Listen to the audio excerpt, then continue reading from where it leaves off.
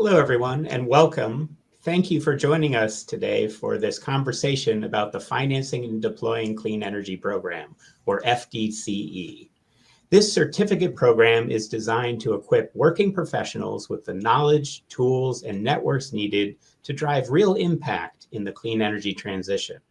Whether you're looking to expand your expertise or deepen your understanding of policy, technology, and finance or innovation in this clean energy space, the FDCE program provides a unique opportunity to learn from experts and collaborate with a diverse cohort of working professionals. Today, I'm really excited to be joined by two FDCE ambassadors, Sara Pyne and Cece Zhao, who are going to share their experiences, the key takeaways, and talk a bit about how FDCE has shaped their careers. So thank you both for being here. Let's dive right in by having Sara and Cece maybe introduce yourselves and share a brief bit of background on where you were perhaps before you got to FDCE. And Cece, let's start with you. Sure, yeah. Thank you, Professor Rob. So I'm Cece Zhao. I'm part of the 2024 cohort. So regarding my career, I am an investor by trade. I started my career doing quant investing and I pivoted into macro investing. I have always been very passionate about climate and energy. And at a certain point in my career, it just became very obvious that combining my interest in climate and my background in financing investing is what I need to do. And that's when I started doing clean energy investing. But I quickly realized that clean energy is just such a big space, and I felt a strong need to just study the area systematically. And that's what brought me to the FDCE program. So very happy to be here and share my experience. Thank you, Cece. Sara, how about you? Sure. So I was with a solar developer at the very beginning of my clean energy career, mainly on residential solar, a couple of small commercial projects for about 5 years. And then I landed at the Green Bank. At the previous job, I was applying for incentives at the Green Bank. It wasn't the Green Bank at that point, but once the opportunity popped up at Green Bank, I was able to provide those incentives. So it was on the flip side. And then about 5 years into being at the Green Bank, I felt like I had a lot of hands-on experience, but I needed something more. So I was excited to see when the FDCE program popped up and applied shortly after. So that's really great to hear that journey that brought both of you to the FDCE program. When you were just starting, what were your expectations going in? You know, what was in your mind of what this program was and what it might do for you? Cece, do you want to go first? Yeah, sure, I can go first. I think as mentioned, I was really looking, first of all, for a program to study the area. So going into the program, I had a lot of expectation about what I could learn. And I remember back then, I actually researched quite a few programs, and I really like the curriculum here because we touched on different aspects of clean energy. It was broad enough, but also gave enough depth for us to really kind of understand the space. I think second of all, my expectation really was on the people side, because I knew this was a program tailored to professional, but also like professional that have different backgrounds coming from different even parts of the world. So I was also really looking forward to kind of connecting with all different kind of folks who are passionate about clean energy, but also brought in different experience. Awesome. Sara, your thoughts on the sort of that early days starting FDCE? Yeah, I mean, I had a lot of thoughts and feelings. I was scared. I wasn't sure how tough it would be. And so I was also really excited because I knew I needed to learn more. And it was just really cool to have an opportunity that I could be working full time and still be able to manage to learn outside of that. So I was really excited. So you're in the program. Cece, maybe what are some of the sort of key takeaways of things that were extremely valuable to you, or maybe even something unexpected as you were going through the program that you would like to share? Yeah, I feel that there are just so many highlights of the program. It's very hard to pick one. But I think for me, like I would probably really emphasize on people. Because I think, as I said, like walking into the program that I wanted to study, I wanted to meet people. And I think the people part really went beyond my expectation. Because I expect myself to kind of just build a lot of professional relationships and really get to just kind of connect with people who work in area that I probably had no exposure to before. But walking out of the program, I was able to not just to have professional relationship, actually a lot of personal relationship. Like I actually made friends. And now when I go to a new city, I have, people from the FDCE program that I often meet up with. And we talk about not just the clean energy, but actually everything that goes in our life. And I just feel that this is such a great program that bring, people who are passionate about the same thing together. And I think it's really that kind of shared interest that just makes a lot of the connection very organic, very natural, and just very long lasting as well. So you're really touching on the sort of community aspects of FDCE. Sara, what experience have you had with that FDCE community and its growing sort of network of folks? Yeah, I love, and I totally agree with Cece. That network, it grows. Like you just said, it grows, but literally every year there's a new cohort, and the portal allows you to work with anybody that's been in the programs previously. So it literally does grow, but there's other opportunities. There's a clean energy conference, and you get to see people in person once a year. And that conference keeps growing and growing as more FDCEers join. And it's just nice to be able to reach out to somebody that might be working on incentives in Massachusetts or New York and be able to bounce ideas off of folks that have been in the program. So I want to drill down a little bit and get a typical day in the life, or maybe the week in the life of your FDCE experience. Maybe Cece, let's go back to you and share what was a typical week like for you? How much time were you spending on FDCE? What were your favorite sort of elements of a typical week? And you could use my policy class as maybe as an example, the one that I teach. Yeah, for sure. Yeah. So I think for a typical week, usually there are kind of different type of material we need to go through. So usually every Monday, there'll be a video lecture released onto the study portal that we can start reviewing. And then every week, there are different kind of homework, and depending on the module, the homework types will be different as well. Like for example, for Professor Yu class, we have a lot of kind of like an essay type of questions. And then for the technology class, it's more sort of like a multiple choice question. And then for the project finance, for example, we have a lot of Excel spreadsheets that we have to work with. And then for every week, every Thursday, there will be live lecture going on. And again, for different module, it's different. Like for example, with a policy, we have guest speaker coming in every week. And it's super exciting because, as Professor you remember, like the lecture was very intense. We'll not just have the guest speaker talking, but we'll have a lot of offline chat going on in the kind of, the Zooms that we have together. And it's really just not just a learning experience from the guest speaker, but also from each other through our chat as well.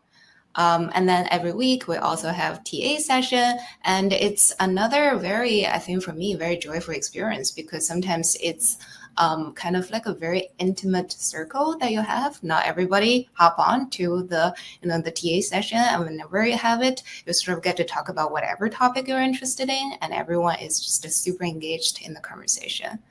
And maybe one last thing to mention was the project. So for every module, we also have kind of like a project. And I remember for the policy one, we have this big policy memo that we have to write.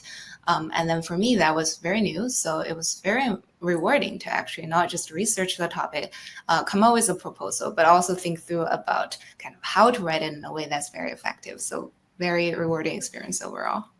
And Sara, I want to hear what your favorite elements were as well. But I will say those live sessions when we had guest speakers were some of the most intense Zoom meetings I've ever had, where I'm trying to engage with our amazing live sort of speaker, and then seeing the chat go crazy on the side and having to multitask to try to bring in your cohort's questions, your reactions, you're interacting with each other and the guest speaker. it was really awesome, and yet like was the most like multitasking my brain could possibly handle. But Sara, anything that stood out as some of your favorite elements of the kind of week to week parts of the program? Yeah, definitely the live session. I think that's probably the thing that people have to plan in advance, and it's easy enough to do because you know what day of the week it's on and what time it is. So as soon as you get your syllabus, you just go in, you put it on your calendar, and it's the live piece of the program, and it's different each week. So you can plan to do the homework ahead of time. You can wait to do the homework after, but it's great because you get to interact with different folks in the industry. You get to learn about what's out there. And then you get to talk to your cohort. I also really enjoyed a lot of the opportunities in the homework. So the homework you're doing, you're scheduling that, you maybe want to do it on the weekends, maybe you want to do it at night, you do it through lunch, whatever works. That piece was really great to have the flexibility there. Some of the responses you have, like Cece said, you've got these responses that you submit for homework, and you come up with this idea, or you think you come up with this idea, and then you click submit, and then you get to see what everybody else has come up with. And it's great because you might have been focusing on one aspect of whatever that was, but somebody else has a totally different opinion, and it's cool to be able to go back and forth and go through those because you learn in a different way there as well. Yeah, I really enjoyed when teaching the clean energy policy course to dive into those discussion group sessions. And so you have to post first and then see what your cohort is saying. And for me as the professor for that course, going through those literally hundreds of like discussion posts, it's this rich sort of debate that's happening in real time amongst all of you in a virtual way, but in a way that is also part of that building interaction and community and getting to know your cohort and what they're doing and what's unique in their personal situations, which is awesome. So that's been a lot about the program and how you do it. I want to pivot a little bit to talk about how you're now using what you've learned in FDCE in real life. And maybe Sara, I'll start with you this time to go first on how you're taking the program and how it's influenced your career path or the things that you're doing now in your role at the Connecticut Green Bank. Sure. So like I mentioned previously, I was at the Green Bank for about 5 years, and I was working on the residential solar investment program. So mainly just residential solar in Connecticut. I took the policy, I took all of the courses, but the policy course I took very seriously. And now in the role that I'm currently in, I'm on the energy storage solutions team, which is it's a battery incentive program. And I learned about batteries in the technology portion at FDCE. And I get to work on some of the regulatory aspects, which all of the features in the policy section really have helped me in this new role. So I'm really appreciative for all of the things that I learned in the policy and in the technology piece, because I got to put them both together to work on this program.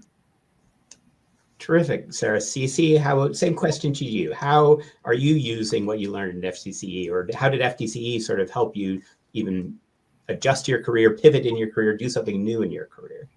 Yeah, for sure. So as I mentioned, I invested in clean energy before, but because I grew up in the public markets professionally, that's honestly where I started. And then back then I already saw a lot of limitation of using, frankly, public markets as a way to finance clean energy, just simply because clean energy is such a secular trend. It has long investment horizon. And I knew that there are different type of investment vehicles, different type of financing that are more suited for this, but I didn't really know like how to pivot into it, how to position myself in this whole space.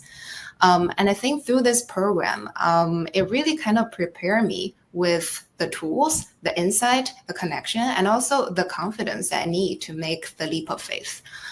So since this program, I have transitioned into still clean energy investing, but focusing more on the private markets.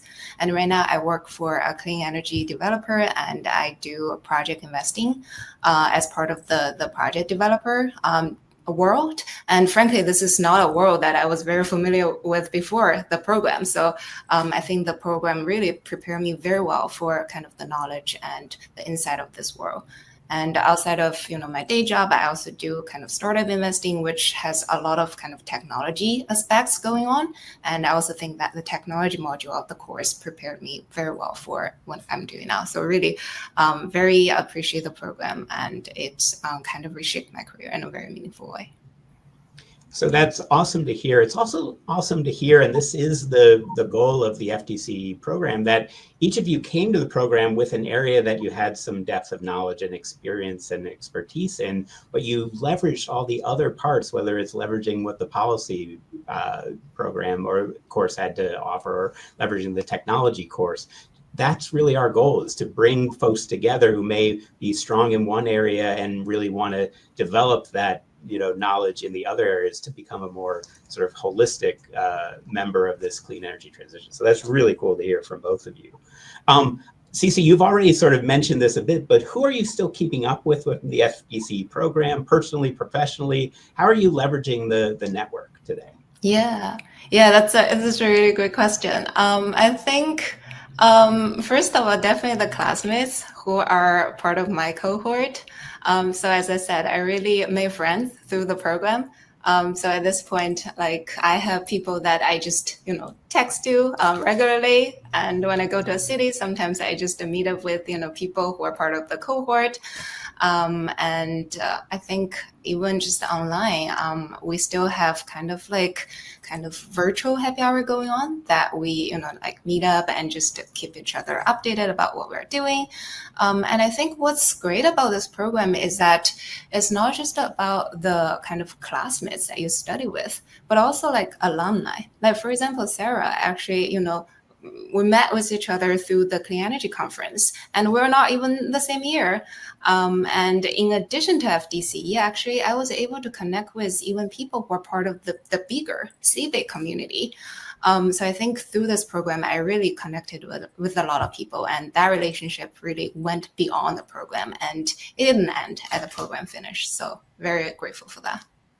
No, and Sara, before you go, I'll just note that Center for Business and the Environment at Yale CBAY is a real connector amongst all of our communities, whether it's the FDCE community, our master's programs, our energy programs across Yale. The FDCEers are really part of that broader ecosystem. But Sara, who are you keeping in touch with? How are you, maintaining those networks in today? Yeah, well, there are a lot of folks at the Green Bank that have gone through the FDCE program. So we're always encouraging folks that want to learn more and get a well-rounded academic experience. So there's definitely the Green Bank folks. And then, there's definitely folks from my cohort, like Cece said, and then you just run into people at conferences or events, or even sometimes they pop up in your email and you're like, whoa, I was in your FDCE group and now we get to work on something together. And the CBAY folks are really good about connecting, so if there's an opportunity, like just 2 weeks ago, Green Bank was going to RE Plus, which is a conference up in Boston, and FDCE had a table there. And so they had a happy hour after the conference, which was great. Got to connect with some folks that are currently in the program or thinking about the program. But yeah, that conference, really, that once a year conference is a good opportunity to see people in person for sure. And so that's terrific. And I love when all of my students, my FDCEers, my folks here at the master's program and beyond, get to interact with one another. And I do everything I can to make those connections as well. So we're coming to the end of our conversation. So I want to give both of you an opportunity to speak to that, just that person out there, that's someone who might be considering the FDCE program. And what would you tell them, about the program, how they might decide if it's right for them, or what they should know before applying? Is there some little nugget of wisdom to our potential future participants that you'd like to share? And maybe Cece, I'll start with you. Yeah, I think this program is very suited for people who want to get a holistic understanding of clean energy. So it's not as broad as like general climate finance, but it's also broad enough to cover different areas of clean energy. And I also think it's specifically suited for people who want to meet like-minded people, because everyone who attend this program in their spare time are all very passionate about the space. And I think I do want to mention that it is a commitment, because we spend like a lot of hours every week on this, and the homework, they can be tough, but you will get a lot of help. And the project, they are very interesting, but they're also very demanding. But if you're very serious about learning more about the space, about kind of meeting people, connecting with more people, then you wouldn't regret making this choice. So Sara, same question to you. What would you say to that person who might be considering the FDCE program?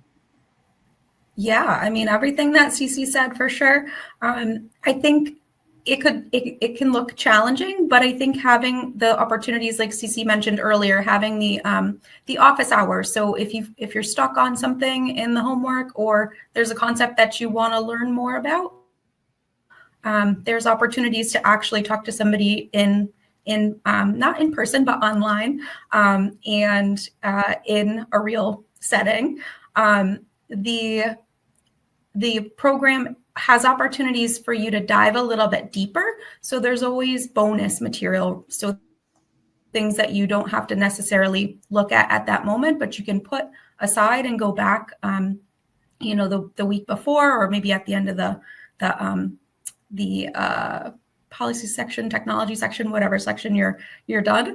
And then, I mean, you can always reach out to other people in the cohort too, because they might have questions. But it is really a flexible program, in the sense that you're able to set up the time that you want to, and to allow yourself to learn more. So you can spend the 5 hours, or you can spend 25 hours. It's really up to you.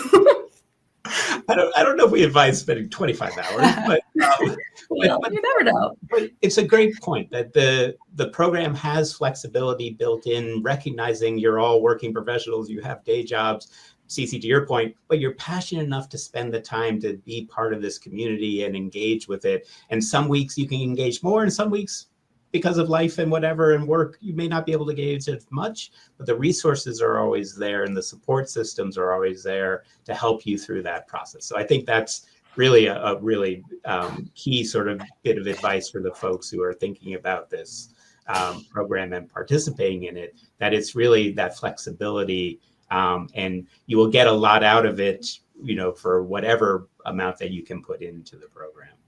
So Sara and Cece, this has been a fantastic conversation. Thank you so much for sharing your insights, your experiences, and you and who you are. I think it comes through very clearly to me on the screen, and it's why I love being part of the FDCE program, is I get to interact with really amazing people like you and hear all the cool things you're doing and how you're deploying clean energy at scale across the country, around the world. It's really what is exciting for me.